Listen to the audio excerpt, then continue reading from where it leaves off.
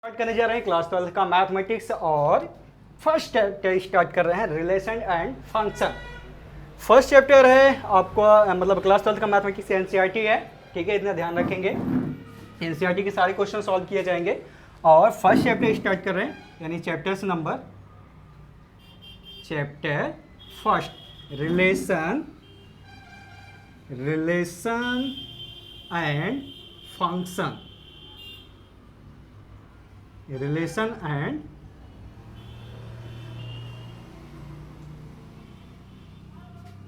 And function, ठीक है। तो इसमें रिलेशन एंड फंक्शन में फर्स्ट एक्सरसाइज में जो आपको पढ़ना है उसमें केवल रिलेशन पढ़ना है, उसके बाद सेकंड एक्सरसाइज में आपको फंक्शन पढ़ना है, ठीक है। तो सबसे पहले हम रिलेशन पढ़ेंगे, ठीक है। रिलेशन क्या होता है? रिलेशन तो आपको रिलेशन पढ़ना है तो सबसे पहले हम रिलेशन एक्सरसाइज के लिए तैयार होंगे, ठीक है। रिलेशंस क्या होते हैं कि कोई कम से कम दो ऑर्डर पेयर होते हैं जिनके बीच में रिलेशंस कुछ ना कुछ किसी के बीच सबके बीच में रिलेशंस होते हैं। जैसे भाई भाई के बीच में रिलेशंस होते हैं, भाई बहन के बीच में रिलेशन होते हैं, ठीक है। और माँ बाप से मतलब बेटे से रिलेशंस होते हैं, जानवर के अपने बच्चों से रिलेशन होता है, यानी सबका जो रिलेशंस होते हैं वो सबका रिलेशन अलग अलग होता है, ठीक है। तो उसी प्रकार से रिलेशन हमें इसमें भी पढ़ना है। तो रिलेशन क्या होता है? रिलेशन इसमें जो पढ़ना है relation is subset of A cross B, ठीक है। रिलेशन जो होता है वो ए क्रॉस बी का सबसेट होता है, ठीक है। यानी ए क्रॉस बी बिलोंग करता है किसको? रिलेशन को, ठीक है। ए क्रॉस बी हो सकता है, ए क्रॉस ए हो सकता है। तो हमें ए क्रॉस बी अगर सबसे पहले हम ए क्रॉस बी सबसे पहले थोड़ा सा जो ए क्रॉस बी होता है उसे हम कहते हैं कार्टेशियन प्रोडक्ट। तो कार्टेशियन प्रोडक्ट को थोड़ा सा पढ़ लेते हैं, उसके बाद आगे बढ़ते हैं, ठीक है, कोई दिक्कत नहीं है। तो कार्टेशियन प्रोडक्ट थोड़ा सा पढ़ लेते हैं। कार्टेशियन जैसे हम रिलेशन को किससे यूनिटेड ए रिलेशन जो होता है वो सबसेट होता है किसका? ए क्रॉस बी का। अब ए क्रॉस बी, अब इसको हम क्या कहते हैं? सबसेट। एक मिनट, ये थोड़ा सा और उसमें हम थोड़ा सा एक चीज़ और देख लेते हैं कि जो इसमें साइन यूज होंगे उस साइन को थोड़ा सा पढ़ लेते हैं तो थोड़ा सा अच्छा होगा, ठीक है।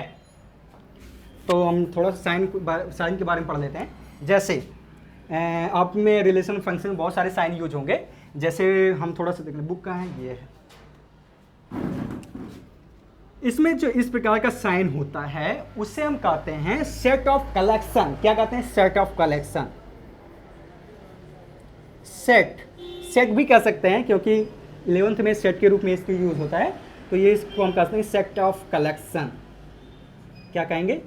सेट ऑफ कलेक्शन, ठीक है। और इस टाइप में जो ई टाइप में बना होता है टेढ़ा मेढ़ा, इसको हम क्या कहते हैं? बिलोंग्स टू, ठीक है। क्या कहेंगे? बिलोंग। क्या कहेंगे?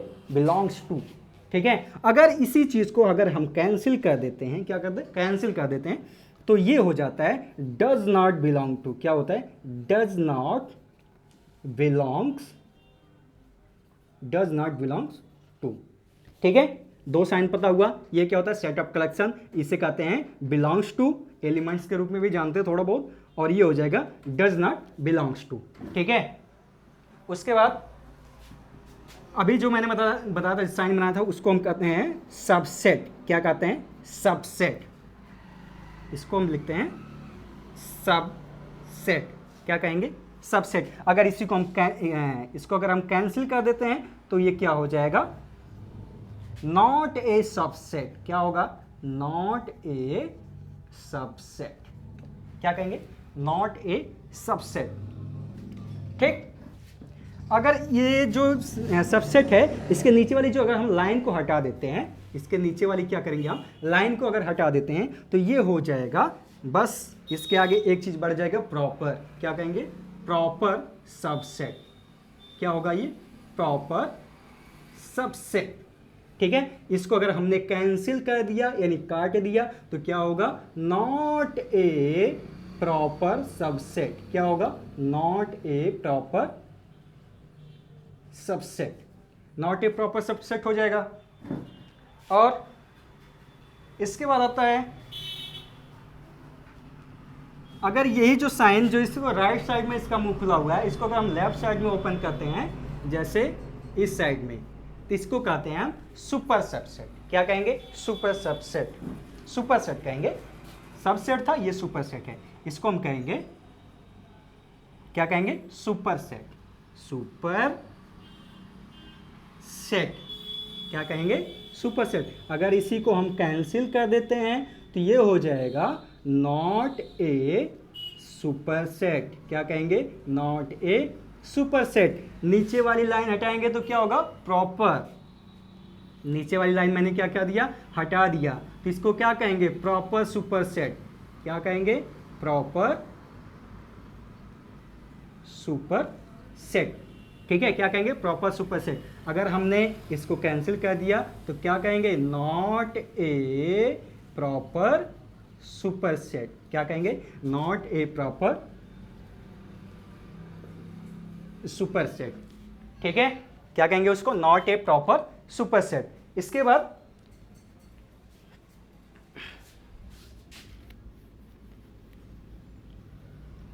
एक होता है कि फाई टाइप में बना होता है, ठीक है, या फिर कर्ली ब्रैकेट के अंदर बिंदी लगा होता है, इसे हम कहते हैं इम्पटी सेट। क्या कहेंगे? Empty set. जितना सामने आ रहा है उतना बता दे रहा हूँ, उसके बाद अगर क्वेश्चन में जो भी कोई अगर साइन अलग से आ रहा है तो उसको मैं बता दिया करूँगा।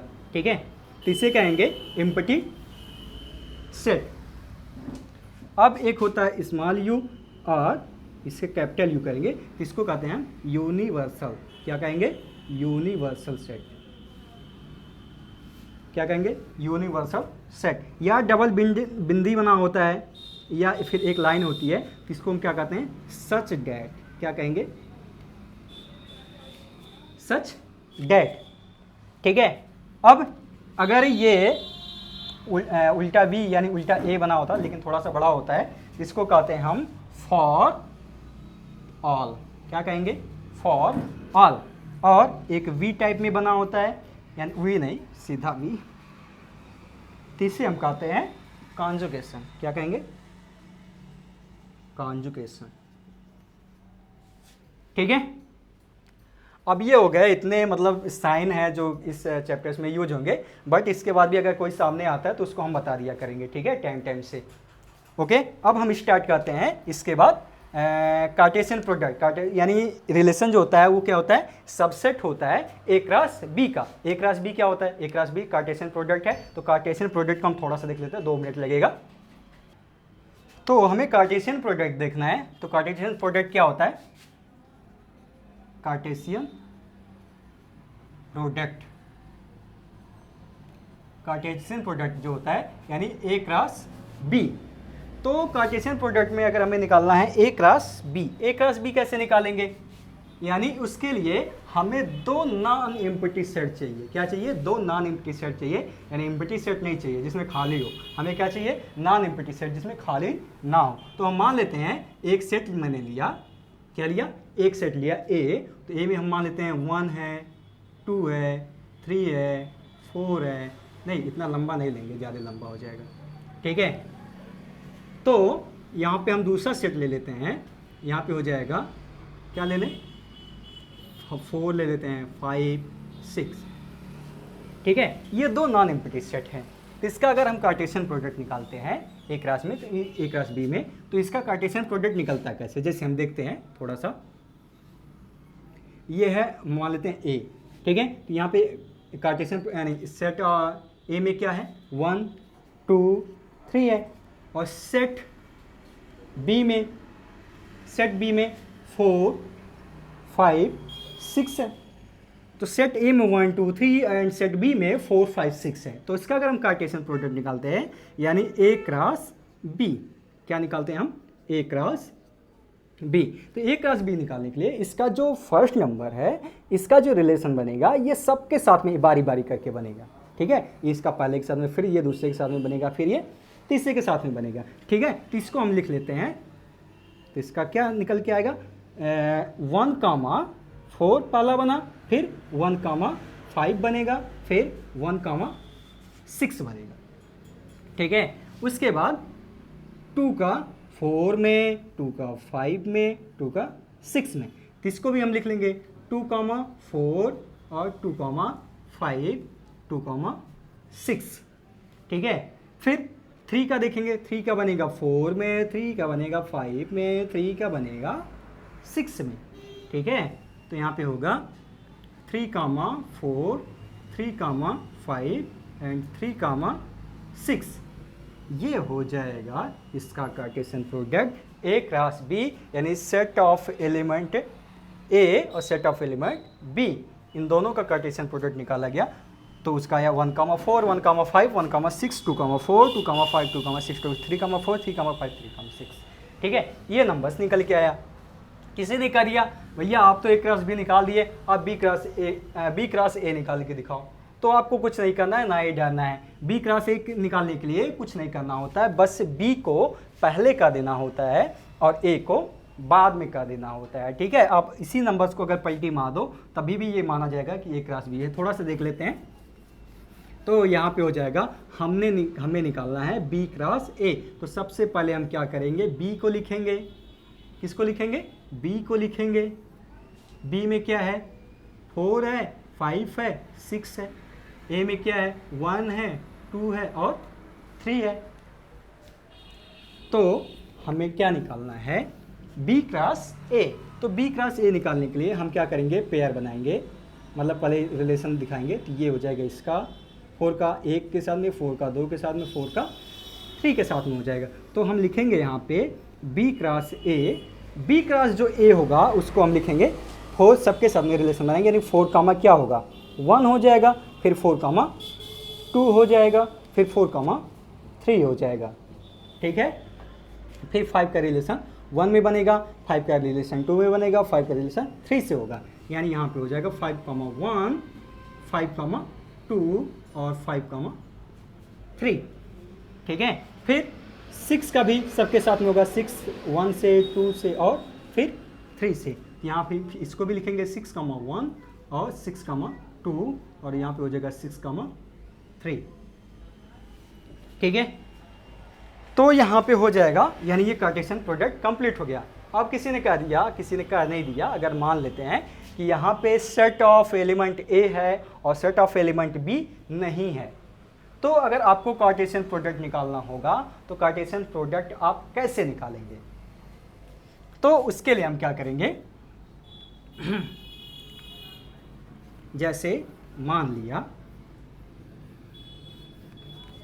कि कार्टेशियन प्रोडक्ट हमें A है, और मतलब कार्टेशियन प्रोडक्ट निकालना है जिसमें A है और B है ही नहीं, ठीक है। A है और B है ही नहीं, तो उसके लिए हम क्या करेंगे कि हमें निकालना होगा A क्रॉस A, यानी रिलेशन में ऐसा बहुत सारे क्वेश्चन आएंगे जिसका केवल एक ही सेट होगा, ठीक है, दूसरा सेट क्या होगा? नहीं होगा। तो उसके लिए सीधा सीधा आप जानते हैं कार्टेशियन प्रोडक्ट में अगर एक सेट होता था तो उसके लिए कैसे निकालते थे? सीधा सीधा A क्रॉस A निकालते थे, यानी जो A में रहेगा वही दूसरे वाले B में भी A ही रहेगा, ठीक है। यानी A बराबर हम मान लेते हैं 1, 2, 3 और फिर एक सेट और ले लो वही A वाला ही, इसको भी हम A कर देते हैं 1, 2, 3। हमें क्या करना है? A क्रॉस A निकाल देना है। तो क्या होगा यहाँ पे? इसका पेयर सबके साथ में बन जाएगा, यानी यहाँ पे होगा 1, 1 और यहाँ पे हो जाएगा 1, 2 और यहाँ पे हो जाएगा 1, 3, ठीक है। और फिर ये होगा 1, 2, 1, 2, 2, 2, 3, यानी यहाँ पे हो जाएगा 2, 1, 2, 2 और 2, 3, ठीक है। तो ये हो जाएगा 2, 1, 2, 2, 2, 3। इसके बाद इसका भी रिलेशन सबके साथ में बन जाएगा, ठीक। तो यहाँ पे होगा 3, 1 और 3, 2 और यहाँ पे हो जाएगा 3, 3, ठीक है। यहाँ से ब्रैकेट बंद कर देंगे। इसके बाद बस यही A क्रॉस B निकालना। अगर एक कोई सेट दिया हो तो उसका A क्रॉस A निकालने के लिए, यानी उसका कार्टेशियन प्रोडक्ट निकालने के लिए हम उसका ही यूज करेंगे, ठीक है, A क्रॉस A के लिए। अब इसमें हम एक चीज़ और देखते हैं, ये जो रिलेशन निकल के आता है इसको हम क्या कहते हैं? इसको कहते हैं हम ऑर्डर्ड पेयर, ठीक है। क्या कहेंगे? ऑर्डर्ड पेयर, ठीक है। तो ऑर्डर्ड पेयर जो होता है, इधर वाले जो नंबर्स होते हैं इन्हें हम कहते हैं इमेज। क्या कहेंगे? इमेज। और ये दूसरा वाला जो नंबर होता है इसे हम कहते हैं प्री इमेज। क्या कहेंगे इसको? प्री इमेज, ठीक है। अब एक चीज़ और निकल के आता है, कार्टेशियन प्रोडक्ट ऑफ नंबर कैसे होता है, यानी ऑर्डर्ड पेयर ऑफ नंबर्स। अगर हमें निकालना हो तो उसको हम कैसे निकालते हैं, ठीक है। तो कार्टेशियन प्रोडक्ट ऑफ नंबर यानी ऑर्डर पेयर ऑफ नंबर अगर हमें निकालना होता है तो सीधा सीधा हम जानते हैं कि जो सेट होता है, दो सेट होते हैं, तो उसका हमें क्या करना होता है कि इनटू कर लेना। तो जैसे इसमें क्या था 4 5 6 था, तो इसमें हम क्या करते हैं कि अगर हम इसमें नंबर ऑफ एलिमेंट देखते हैं सेट ऑफ ए और number of element set B देखते हैं, तो नंबर ऑफ एलिमेंट में नंबर ऑफ एलिमेंट ए, ठीक है, उसमें देखते हैं कितना नंबर है 1 2 3। एलिमेंट बी सेट बी में देखेंगे कितने एलिमेंट है 1 2 3, यानी जो नंबर्स आता है उन दोनों का इंटू कर लेते हैं, यानी 3 3 जा 9, ठीक है। तो ये जो ऑर्डर पेयर निकल के आता है क्रॉस यानी कार्टेशियन प्रोडक्ट निकालते हैं, तो वो जो ऑर्डर पेयर ऑफ नंबर्स होता है वो निकल के आ जाता है, ठीक है। जैसे कितना है 9, यहाँ पे देखिए क्या है 1 2 3 4 5 6 7 8 9, ठीक है, ये 9 हो गया। उसके बाद अगर मान लेते हैं यहाँ पे क्या है 2 ही है, अब कहेंगे इसका कार्टेशियन प्रोडक्ट कितना आएगा। अब इसका कार्टेशियन प्रोडक्ट कितना आएगा, यहाँ पे 3 है, यहाँ पे 2 है, 3 2 जा कितना हो जाएगा 6, ठीक है। यहाँ पे कितना हो जाएगा 6। अगर नहीं आपको अगर दिक्कत होगी तो आप निकाल के देख लीजिएगा, 6 नंबर्स आएंगे, ठीक है। उसके लिए फॉर्मूला भी बनता है, जैसे उसके लिए फॉर्मूला क्या बनता है 11th में आप लोगों ने पढ़ा होगा। जैसे क्या है कि नंबर ऑफ एलिमेंट ए, क्या नंबर ऑफ एलिमेंट ए हम मान लेते हैं क्या पी है, इसके जो नंबर्स ऑफ एलिमेंट कितना है पी है, और नंबर ऑफ एलिमेंट बी क्या 2 है, इसको मान लेते हैं क्यू है। तो इसका नंबर ऑफ एलिमेंट निकल के कितना आएगा, तो हम दोनों को क्या करते हैं इनटू कर लेते हैं, number of element A into number of element B equal to P into Q. यहाँ से एन कॉमन ले लिया, यानी A cross B equal to जो आएगा वो क्या आएगा पी क्यू, ठीक है। एन क्रॉस ए बी, यानी आप चाहे कार्टेशियन प्रोडक्ट निकालें या फिर ऐसे भी डायरेक्ट निकाल सकते हैं। अगर ऑर्डर पेयर ऑफ नंबर्स निकालने होंगे तब ऐसा फॉर्मूला यूज करना होगा, नहीं तो अगर कार्टेशियन प्रोडक्ट निकालना होगा तो आपको डायरेक्ट पूरा उसका विस्तार से निकालना पड़ेगा, ठीक है। तो हमें कार्टेशियन प्रोडक्ट समझ में आ गया, कार्टेशियन प्रोडक्ट क्या होते हैं। अब इसके बाद आते हैं रिलेशन कितने प्रकार के होते हैं, ठीक है, रिलेशन ऑफ टाइप, वो देखते हैं थोड़ा सा। चलिए अब आपको हम पढ़ाते हैं टाइप्स ऑफ रिलेशन, यानी टाइप्स ऑफ रिलेशन कितने प्रकार के होते हैं। आपको जो एनसीईआरटी के फर्स्ट चैप्टर में पढ़ना है उसमें 4 प्रकार के पढ़ते हैं। पहला क्या है रिफ्लेक्सिव रिलेशन, दूसरा है सिमेट्रिक रिलेशन, और उसके बाद है ट्रांजिटिव रिलेशन, उसके बाद फिर इक्विवेलेंस रिलेशन, ठीक है। तो पहला हम सबसे पहले देखते हैं रिफ्लेक्सिव रिलेशन, ठीक है। रिफ्लेक्सिव रिलेशन, रिफ्लेक्सिव रिलेशन क्या होता है। रिफ्लेक्सिव रिलेशन जो होते हैं इसमें जो ऑर्डर्ड पेयर होते हैं वो क्या होता है when a comma a यानी x comma a या a comma i belongs to r, ठीक है। जो इसका रिलेशंस होता है वो a comma a, यानी जो एक जगह पे होगा, यानी a एक जगह पे होगा वही क्या होता है b के भी जगह पे होता है, यानी x के जगह पे जो होगा वही y के जगह पे भी होता है, ठीक है। दोनों जो नंबर्स आते हैं वो क्या होते हैं कि सेम सेम आते हैं, ठीक है। तो एक एग्जांपल्स के रूप में हम देखते हैं, एग्जांपल्स के रूप में क्या होगा कि जैसे हम कोई भी कार्टेशियन प्रोडक्ट निकालते हैं, जैसे क्या होता है कार्टेशियन प्रोडक्ट के लिए हम कोई नंबर ऑफ एलिमेंट ले लेते हैं, जैसे क्या है यहाँ पे 1 2 3 है, ठीक है। अब यहाँ पे क्या होता है कि अगर हम एक क्रॉस ए निकालते हैं, एक क्रॉस ए निकालेंगे तभी हमारा रिलेशन समझ में आएगा क्या रिलेशन है, ठीक है। तो अगर हम रिलेशंस निकालते हैं तो ये यहाँ पे जो कार्टेशियन प्रोडक्ट निकल के आएगा वो क्या होगा, यानी ए क्रॉस ए।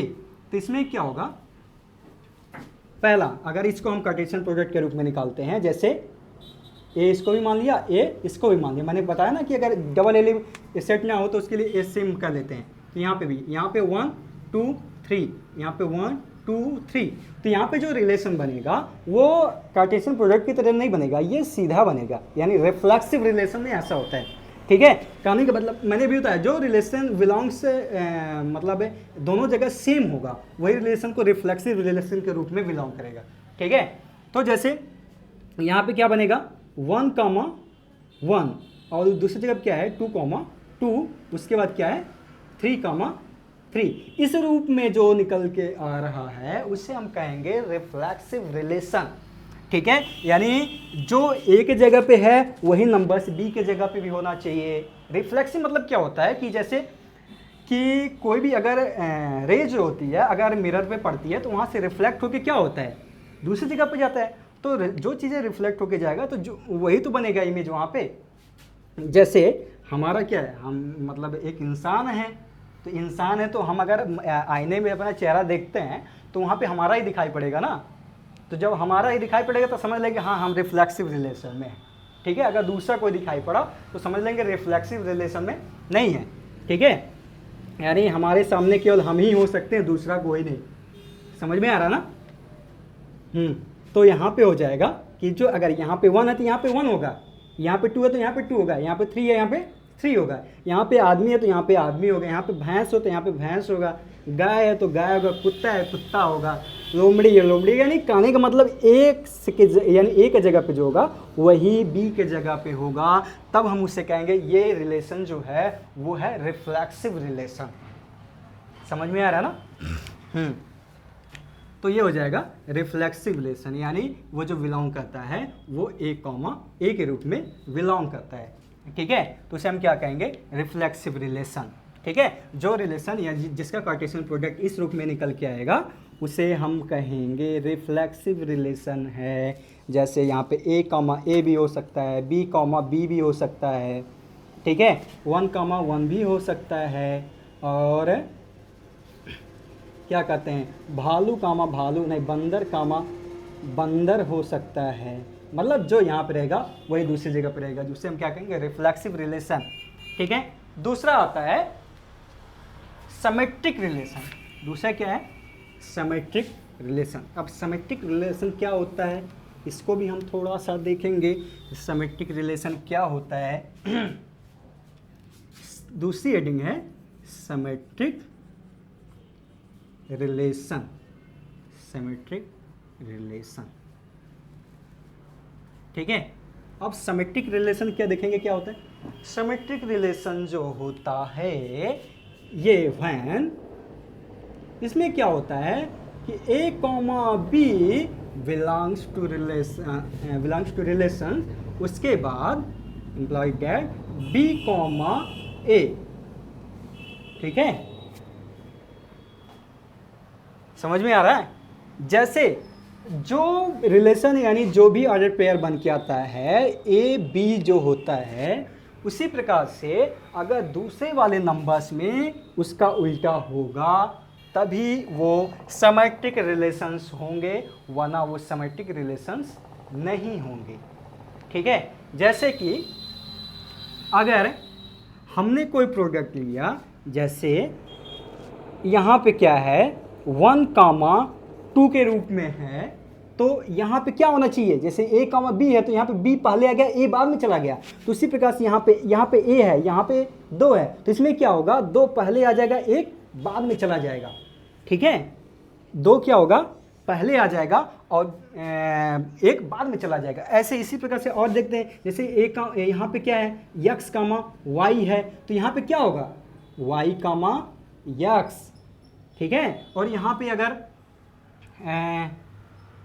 कुछ ले लेते हैं, क्या ले लें, फाई यहाँ पे अल्फ़ा ले लेते हैं, तो यहाँ पे क्या होगा अल्फ़ा फाई। ठीक है, तो इस प्रकार से जो ऑर्डर पेयर बन के आएंगे उसे हम कहेंगे सिमेट्रिक रिलेशंस। ठीक है, समझ में आ रहा है। तो इस प्रकार से जो रिलेशन बन के आएंगे उसे हम कहेंगे सिमेट्रिक रिलेशन। यानी आपको एलिमेंट्स सेट के एलिमेंट दिए जाएंगे, उसको आपको सॉल्व करना है। सॉल्व करने के बाद अगर पूछता है कि आप बताइए सिमेट्रिक रिलेशन है या रिफ्लेक्सिव रिलेशन है या ट्रांजिटिव रिलेशन है, ठीक है, तो आप उसको वहाँ से बता सकते हैं। लेकिन आपको देखना पड़ेगा, पहचानना पड़ेगा क्या ये सिमेट्रिक रिलेशन है या ट्रांजिटिव रिलेशन है या फिर रिफ्लेक्सिव रिलेशन है। ठीक है, तो पहले में क्या होगा a, b, उसके बाद उसी का उल्टा होगा b, a। ठीक है, यानी जो अगर a, b है उसके बाद उल्टा उसका हो जाएगा b, a, तो वो क्या होगा सिमेट्रिक रिलेशन। ठीक है, कल कर रहे हैं, मतलब इसके बाद वाले वीडियो में इस क्वेश्चन को सॉल्व करवाया जाएगा तो उसमें पूरी तरह से समझ में आ जाएगा। ठीक, तो अब इसके बाद आता है ट्रांजिटिव रिलेशन। कौन सा relation, transitive relation. Transitive relation, transitive relation, transitive relation क्या होता है? बहुत अच्छा क्वेश्चन। ट्रांजिटिव रिलेशन क्या होता है? ठीक है, जैसे क्या होता है कि आपने अगर कोई वस्तु,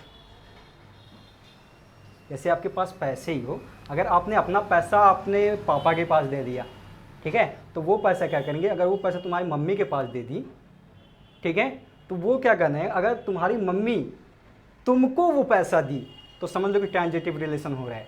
अगर नहीं दिया, वहीं पे छुप गया, वो अपने पास रख लिया, तो समझेंगे ट्रांजिटिव रिलेशन नहीं होगा। जैसे क्या होता है इसमें, A comma B belongs to relations, ठीक है, उसके बाद क्या होता है, B comma C belongs to, मतलब है जब ऐसा होता है उसके बाद सी कॉमा ए, ठीक है, तब जाके ये ट्रांजिटिव रिलेशन होगा। यानी किसी भी रिलेशन में ए कॉमा बी अगर होगा, उसके बाद बी कॉमा सी होगा, सी कॉमा, उसके बाद बी कॉमा सी हो गया और सी कॉमा ए, तब ये जाके ट्रांजिटिव रिलेशन होगा। जैसे हम मान लेते हैं ये ए है, ये बी है और ये सी है।